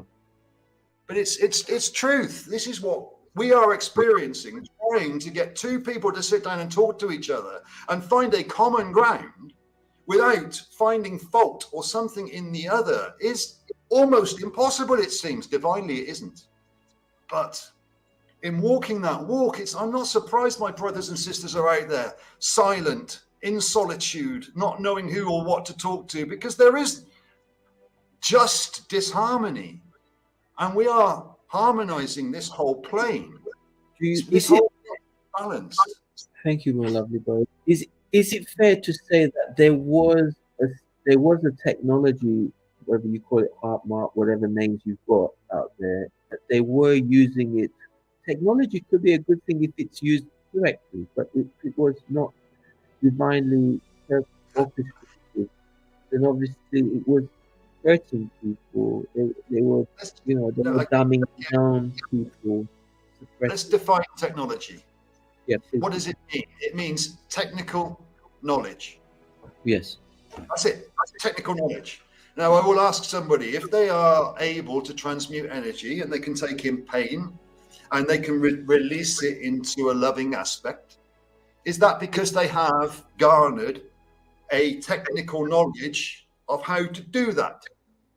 Has technology, has it got to be technical? Has it got to be that, or can it be biological? Can you have biological technology? Can you learn to use something within yourself and gain knowledge of that technique? Could it be technique knowledge, technology? Again, why do we have to create something as if it's a negative when we've got obvious signs of a biorhythmic environment, universal phase, again, around us? The way the molecular builds itself is that biological technique knowledge, technical knowledge that's ongoing all around us all of the time. There's nothing to be fearful about technology. It's how it was used. And again, if we can in the word, then we take the fear out of it. Mm. Intention. Everything is intention. Everything is from the purity of the intended. Everything that we put out there is based on intention. If we're in fear of something, how can we? We're divine and infinite. What we created it. What fear is there to be in? We must rise above this. If we're in separation, we must unite. These things will happen. It's physics. It's divine physics. It's inevitable. And the longer that we continue going through this process of it not happening, the more it's going to happen. The banks collapsing is just another fear provocation. Brexit, another thing that's being thrown around, is another solution. Of course, they're all solutions. Nobody's choosing. The wars that are ongoing, the truth that's coming out of America, Biden this and Trump that. And you know what? Okay, the UK government's going to do this, and the taxes are rising, and inflation, and everyone's got to be this. Everybody's got to get this, and CBDC is going to be coming in and for your benefit without you choosing any of it. At what point did you give away your authority to another? What point did you lose your sovereignty? What point did you become valueless to yourself, guys? This is what we're garnering back. And if you follow others that carry themselves with value, good. The knowing is so powerful, isn't it? I mean, I tell you what's working for me, the fact that you're conscious. You don't have to prove it to anyone because you're walking it. And I'll give you an example. I was talking to a so-called expert about how to destroy your fictional character, which we've all been born into some kind of indoctrination system. And it's quite a painful, expensive process to go down. You know what I said? That person doesn't want to talk to me anymore, because I said, well, the fact that you're away, shouldn't that be enough? Do you have to go into some kind of bureaucratic? Yeah, are you going to say something? It's frightening how many try to become sovereign, which basically means above authority and running on your own moral authority. And sovereign, there's nothing outside of you that can give you sovereignty. It's frightening kind of how many are still in that level of you must do this and you must do that to authorize your sovereign. No, as soon as you write a letter or anything to another to say, can you tell me I'm sovereign or remove me from that, then by definition you are not. There is nothing can give you that except you. So these that are offering to do this and do that and give you a bit of paper, ask yourself, really what? The ones that took your sovereignty away from you are now you're asking them to give it back, when by definition it was always yours. Well, the whole idea is to put you into another box. Of course it is. And there's many in that box. There's many still there, and we speak to divine natural law, and the ones in this box have learned common law is the way forward. So now they're defending common law as if that's their belief. They haven't even heard of it before about a couple of years, and now they're all about common law. Well, what's divine law? Well, it's next. It's the one that's higher than that. Well, what does it mean? Well, it means do no harm. Well, we need more than that. Okay. Whatever you think, boys, crack on. See you later. Because there's no informing anybody. You don't need more than that. You go around your mother's house, you know how to behave. You go around your girlfriend's house, you know how to behave. You go anywhere, you know how to behave. Yeah, but what about all the others and all the criminals? Fear. Simply fear. You're going to blame them for not doing what you need to do. And okay, listen, we're a little bit tired of hearing the same excuses. What about, because sorry to come back to this particular individual, It's okay. David Icke, exactly, another, because he said he spoke quite passionately about non-compliance, because I'm still guilty of a few. I don't want to use the word guilt, get rid of that one. But what I'm saying, I still go to the supermarket. But and the thing is, if You're very, brother, your voice, I don't know if it's coming through to everybody else, but your voice is very breaking. It's like really, like the microphone's muffled. Where's the mic? Can you hear me better? It's not good. It's like, How about, I don't know. how about now? Is it better? And just comments. I don't know. There's nothing. No, I can't see anything. People have probably given up. It's been a long time. I think they've had enough. The breakdown. David. I mean, I love David Icke, and I didn't really hear what he was saying. Non-compliance is part and parcel of this. There's a level of society that's morbidly compliant, and there always will be until the amount of numbers makes it safe for them to become less compliant. It does. It's already happened. Yeah, but you see, the thing is, if they've got all these so-called technologies, right, they can make people behave certain way. Maybe, I don't know. They've got nothing. They got nothing. I'm glad that you're saying that, because some people were under the impression that they did have technologies. They did have, and all the toys that they had that they were using, they no longer have. They don't have anything except fear, and that's fake. It's fictional. It's only in the eye of the beholder. There is nothing to fear except fear itself. There is danger, but that's common sense, and there's fear, which is fake. They've got nothing. There's very few of them, and as soon as the people realize, did they have some kind of power over us? Were they using some technology? Yes. Okay. So that was real. Okay. Yes, and it is real still. To a certain degree, there is still a negative element that is now being released from this, which is still got. You've got to bear in mind a lot of the creations that we're utilizing right now were built with a negative intention behind them, a nefarious intention at their concept. That needs to be rectified. So a lot of the equipment that we're still using has a negative base value to it. And of course, if the individual hasn't balanced their own energetic field, then they will take negativity from it. So the tools that they were using are still effective to those that can receive it. So there's still this tit for tat ripple effect that's ongoing right now in the ones that are still consciously in that environment, because that's what their soul contract chose to do. Not blaming anybody. There's no blame here. It's just fact. So we can still see the negative impact on others because there is still a negative, or was still a negative intention behind the equipment. That can be rectified. Yeah, no, it's exciting times. It's massively exciting, brother. It's hugely exciting. It's just a bit tedious. Synchronicity and how the collective operate. When you've got enough numbers, like what sort of percentage are we talking about? Like 3-5%? 0.002% changed the paradigm in Thailand. 0.002. Wow. It's a lot less than people are led to believe, and people enjoy finding things to dissuade them from doing something because it makes it easier to be dissuaded. And again, I'm not blaming anybody, but a lot of the truths that people hold are not true. They're a belief, and they'll be let go of. Do you feel that now with these new energies, do you feel, or I'm feeling it, that if your intention is not of the highest, you would just not be able to operate. You'd be so sluggish to move. It depends on the level of the consciousness of the individual, how much the energetics will impact them. And of course, that's regulated on a soul level.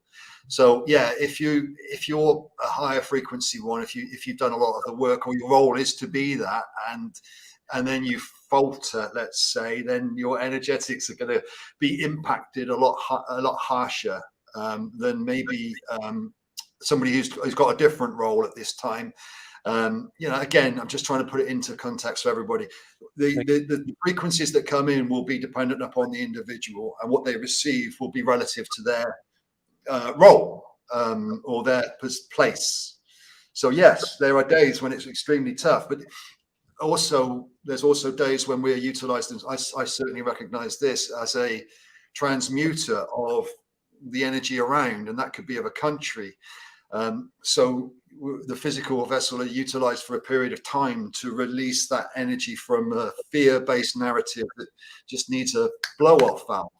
And again, that can cause a temporary slowdown of the individual whilst this is ongoing within them, because they can and they're able to. There's a lot of beautiful souls out there, so many divine brothers and sisters that are doing so much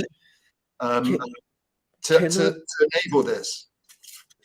Can I just share what I'm using as that's working really well for me, and it's what I bring to the table, is harmonizing. Because everyone's got a story to tell. And just listening to it, and then just making them at ease, and then just giving them something not to see, for it's not what I'm creating, it's what we're creating. That's so important, because it's not egocentric. Love you, brother. Thank you so much for being that confident. On that note, and shall we say, if anyone's ever interested to join us again, reference to, if we do, and I'm sure we will, a part 3, do we continue with this hot topic of, do we do another discussion or something that we can talk about at some point? See what, brother, I mean, we haven't spoken we haven't spoken for a while, and I know you wanted to catch up. By the way, if you didn't catch that, I love you for what you do, my friend. Thank you so much. Thank you. For that, we do things differently in our own different ways, and I love that others do things that I don't do. Or their role is for that, a bit of time for this and a time for that. So thank you so much. And yeah, we can continue with whatever, again, I'm happy to speak to so many different things. We're not really digging into much. We're covering quite a broad array. And that's cool. That's cool. We'll see what people, if they want some questions, if there is questions, we can raise them and answer them, or we can we can do a Q&A as well. And we can add. We're 2 hours in now without a theme today, so it's very easy to speak about a wide array, and we can dig into certain more topics as they become more apparent or relevant to ones, should you wish. And I know that what I speak to won't be available to all, because it's not for all to know. So we'll see. It's not for all to know yet anyway, at their level of consciousness, and that's fine. A lot of people don't need to know the ins and outs of what's going on, because their soul hasn't chosen that. They've chosen to know certain other things, and that's cool. So there is this, putting in the information for the levels, for those that need to hear, should you wish. And we'll continue. I'm more than happy to, as long as people don't mind me rambling.